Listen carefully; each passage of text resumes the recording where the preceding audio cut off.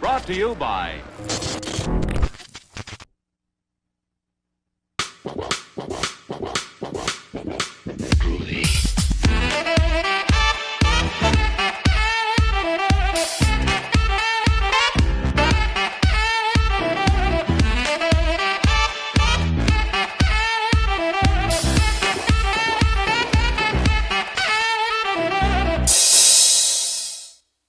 Hello friends, I'm Oliver Buckley, welcoming you to Embrace the Film, where today I will be suffering through a 60-day challenge as I attempt to survive the Hollow Shoals.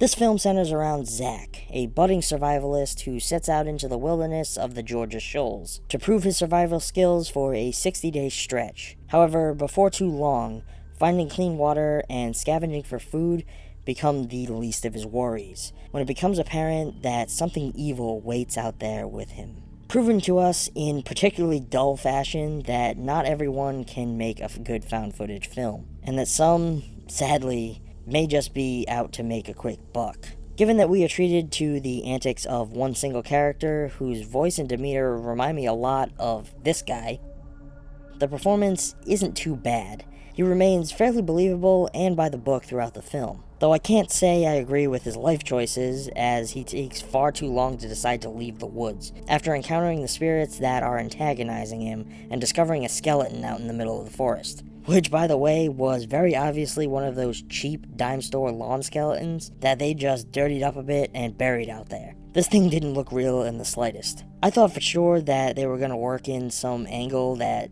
some people put it out there to scare other campers, but nope.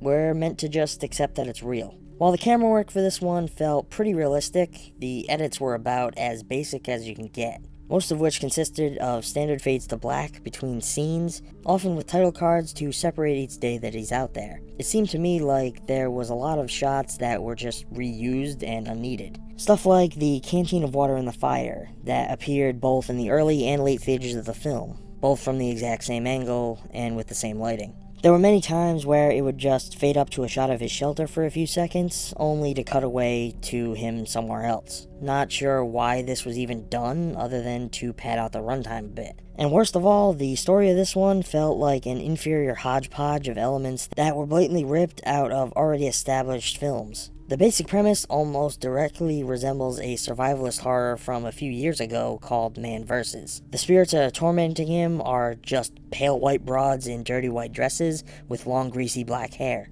And since it's a found footage flick, why not sprinkle in some strange stickman ornaments that are left dangling outside his shelter and in the adorning trees throughout the woods? Because we've never seen that before. Like I've said before, guys, I'm all for paying homage to your favorite films, but I draw the fucking limit when it comes at the expense of your entire story. This was a tough one for me, friends. It was sadly nothing that I haven't seen before, which made it tough to stay focused on. I found myself waiting for it to just be over. Personally, this is one that I can't recommend, which is why I'm giving Survive the Hollow Shoals an F. Guys, I really do try to root for the little guys. The indie filmmakers who go against the grain and against all odds manage to put something out there that stands as a true representation of their art. But it's films like these that don't take much thought or effort by comparison that cause the ones that truly deserve it to get overlooked. And to me, that's just not fair. Now, I could be wrong. Maybe I missed something here. Maybe this one went over my head. But upon this viewing, this one just didn't do it for me.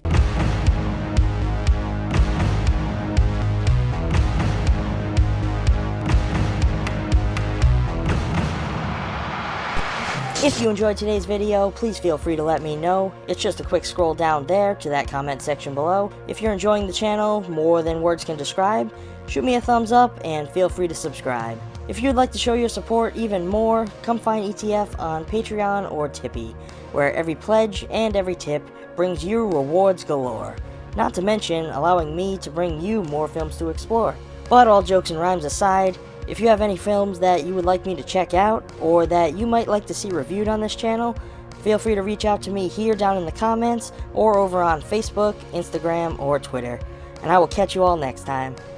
Thanks for watching.